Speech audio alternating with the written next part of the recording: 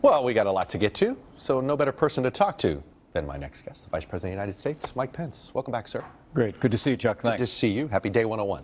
Thank you. The president made that remark that this was more work than in his previous life, and he thought it would be easier. What has the president found harder than he expected so far? Well, I don't know that he's found it harder. I think he has found the range of issues as President of the United States at home and abroad, given the path of the last administration, be particularly challenging. In so many ways, as the president has said, the world is a mess.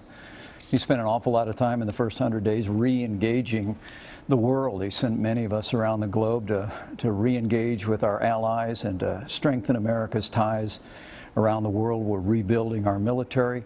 We're rethinking trade agreements that have been costing American jobs. And then here at home, you know, the president has rolled his sleeves up, literally not just 100 days, Chuck, but since the day after the election, the president has been out there fighting for American jobs. And in 2017 alone, more than 500,000 jobs have been created. You see optimism among job creators in America, enthusiasm among consumers across the country. It's just, I think we went through a difficult time the last 8 years, but America's back under President Donald Trump. But in many ways, he's found himself, it's almost like Washington has either moved him or has defeated him so far. Would you accept that? I mean, you look at his positions on NATO, or even the pullback on NAFTA a little bit, what he has said about China. It's all fallen into the Washington conventional wisdom. Oh, I don't really share your perspective on that, with all due respect, Chuck. No. I mean, on the international scene, here's a president who said that NATO had to change, that our NATO allies had to begin to step up, to begin to share the burden of the cost of our common defense. And they are. They're also changing the mission of NATO to focus more on terrorism. That's exactly what the president called for. He didn't change on NATO. NATO changed. But NATO changed years ago. Yeah. NATO's been at the forefront in Afghanistan fighting terrorism. NATO, he's not the first president to complain that the rest of the NATO nations don't pay their fair share. Well, most of them don't. The president's going to be visiting NATO in just a couple of weeks, and he'll deliver that strong message again. And I know the Secretary General is standing shoulder to shoulder with him. But I think you look at what this president has done. Come to Washington, D.C. to fight for the forgotten men and women of this country, and they see him doing it each and every day. I mean, he announced this week that we're going to renegotiate NAFTA. In the early days of the administration, we got out of the Trans-Pacific Partnership, which, as the president said, would have made NAFTA's failures pale in comparison. I mean, he literally each and every day has been out there fighting to keep his word to the American people, and he's frankly been fighting, you know, against the gale force wind of the establishment here in Washington, D.C., and frankly, you know, fighting against the gale force wind of many in the national media who would constantly like to change the subject away from the president's relentless effort to keep his promises to the American people. One of the big promises had to do with a ton of legislative action. And I want to put on the board, he called, these are the pieces of legislation he promised to at least introduce and begin fighting for. No one said he was going to sign all of this. That I will give you. Tax reform, offshoring jobs, infrastructure, school choice, health care, child care, immigration, ethics reform, military and crime and drugs. The only place where there's been any action actually in Congress is really on health care. So what's taken so long getting these other aspects introduced, or was it an overpromise?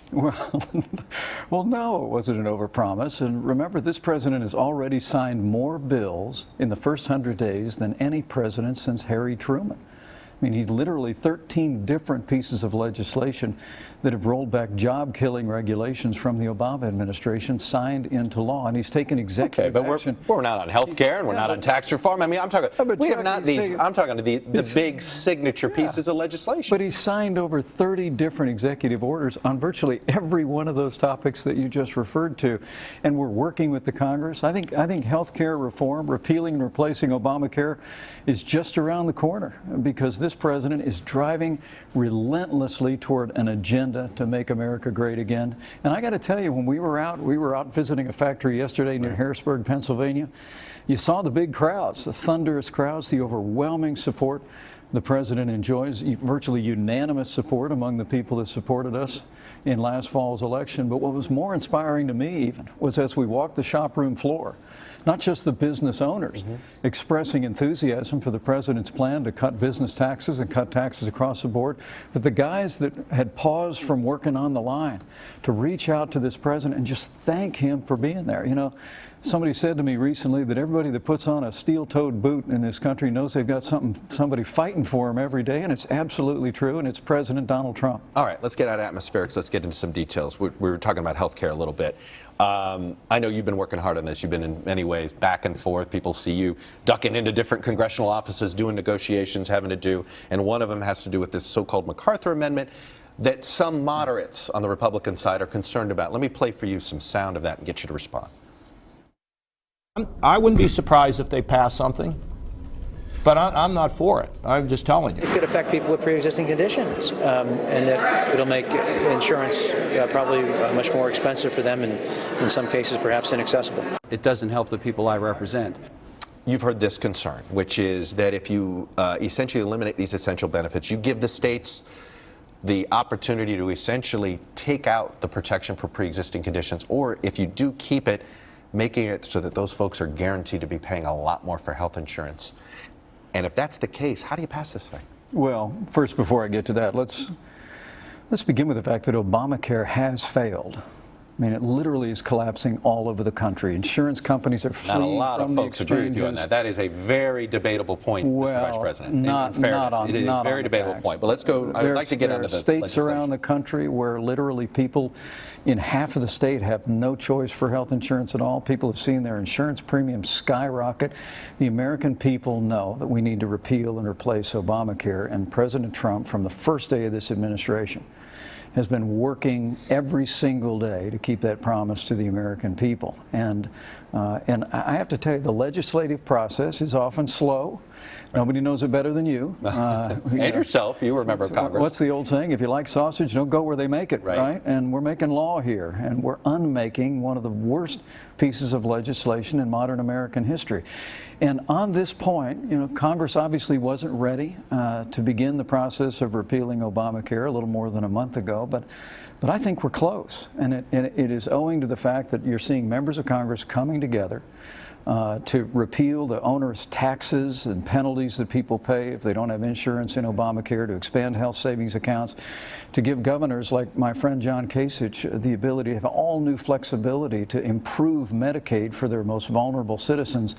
But we're also keeping our promises to protect people who have pre-existing conditions. But besides protecting them, are you going to be able to prevent their premiums from skyrocketing? That's been the concern, that if you isolate them into risk pools, that the inevitable impact is the rise in premiums. How do you protect that? Well, I think the way you protect that is, first and foremost, you make it very clear, as we did in the first bill, but with the amendments that have taken place in the last several weeks and come forward, it's even better still, that we're basically borrowing an idea from the state of Maine that has seen a significant drop in premiums for people on their health insurance, because you take people that have pre-existing and costly conditions and put them into a high-risk pool, and you subsidize that so that it is affordable to those individuals. And so you're guaranteeing coverage for pre-existing conditions, and the flexibility that you're referring to in this latest Mcarthur Amendment, states can only apply for that waiver and flexibility if they have either a federal or state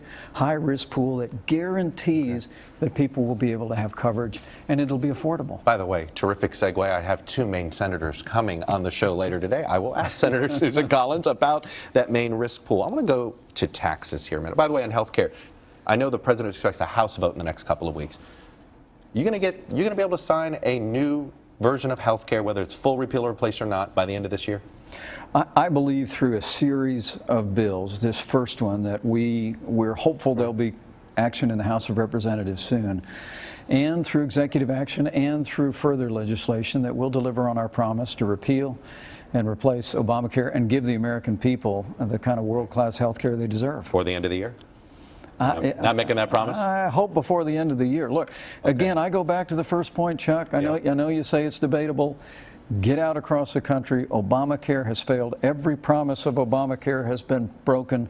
Premiums have skyrocketed. People have lost their insurance, lost the ability to choose their doctors. We've got to do better. We will under President I Trump. want to ask you on tax reform. A lot of estimates, and look, we're very early in this process, and I am well aware. I'm not going to get into too many of the weeds, but the overall impact looks like a big shot at the deficit. Some people estimate as high as $7 trillion over 10 years, as small as $3 trillion. Let me ask you this. How important is deficit reduction? If this tax reform plan increases the deficit, will the president still sign it? We have nearly a $20 trillion national debt that doubled under the last administration. It didn't just double because of excessive government spending. It doubled because of a struggling American economy. And we just got the numbers, 1.6%. The strongest economy on earth, growing at less than 2%, and in less than 1% in the first quarter. Look, all of those statistics and talking with everyday Americans and job creators across this country attest to the fact that the American people are crying out for tax relief. We have one of the highest corporate tax rates in the world. The president's going to drive to lower that to 15% to make businesses large and small more competitive.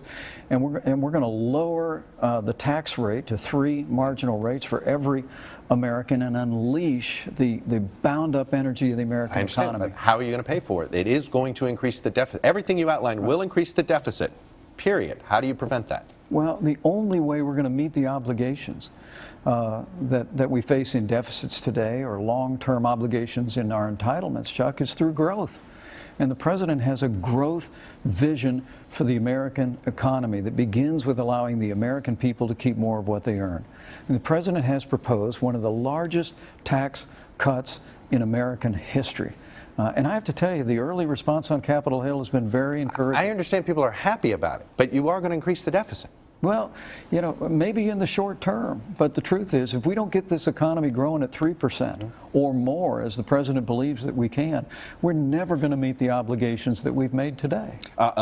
Quickly on South Korea, I know you were in Asia. There's some news this morning that the National Security Advisor, General McMaster, has reassured our South Korean allies about missile defense, about extra protections, and that the United States is going to pay for this. President Trump said South Korea would. How are you going to square that? Well, when the president asked me to go to South Korea and Japan and visit our allies in the region, and it was to reassure them during these troubled times, where we see increased provocations from the regime in North Korea, that America stands with them. America will defend them. And I have to tell you that the bonds between the people of South Korea and the people of the United States, forged during the Korean War, are immutable and unshakable. You know, however we resolve the issue of their defense, the people of South Korea know that America will be there to defend them, even as they defend themselves. So at a minimum, we're not going to argue over the bill now, is what you're saying? No, look, the president's been very clear, whether it's our allies in Europe or South Korea or Japan or other countries, that we expect countries around the world to do more, and whether it's this missile defense system or other systems. I think you can be confident the President of the United States is going to continue to call on the prosperous nations that the United States provides security and protection for to do more in their own defense. Final question. You did lose the popular vote by an estimate of 3 million.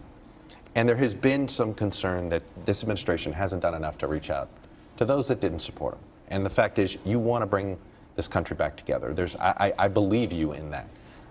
But why haven't you made a concrete step to reach out to the other side a little bit and to try to sort of heal some of these wounds? I think the president reaches out every day. You know, I'm with him virtually every day, whether we were on the road yesterday, out to Pennsylvania, in the Oval Office, and I've seen an extraordinary collection of Americans come through the White House, come through the Oval Office. We had the Teacher of the Year, teachers from all 50 states surrounding the president's desk. I've seen him reach out to leaders across the spectrum. Last night he said it well. He said it hasn't worked though. I mean, look, last night was a campaign rally, and it may have felt good But it wasn't uniting rhetoric. No, It was pretty divisive rhetoric. Yeah, but last night the president said, whatever your race or your creed, that we're all Americans and we all have the same patriot's blood in our veins. And I think you're going to continue to see the president reach out. But look, this is a very tough time. America faces real challenges at home and abroad. It's created a great deal of anxiety among the American people, but I think as the American people see the strength and resolve of this president, as they see our economy coming back, opportunities for themselves and their children and grandchildren, and as they see a safer and more secure world because of the strong leadership of President Donald Trump, I'm confident you're going to see more unity in America as a result. Mr. Vice President, I'm going to leave it there. Always more to get to, but I appreciate the time you spent with us this morning, and thanks for sharing your views. Thank you, Chuck. All right. Hey, NBC News fans, thanks for checking out our YouTube channel. Subscribe by clicking on that button down here, and then click on any of the videos over here to watch the latest interviews, show highlights, and digital exclusives. Thanks for watching.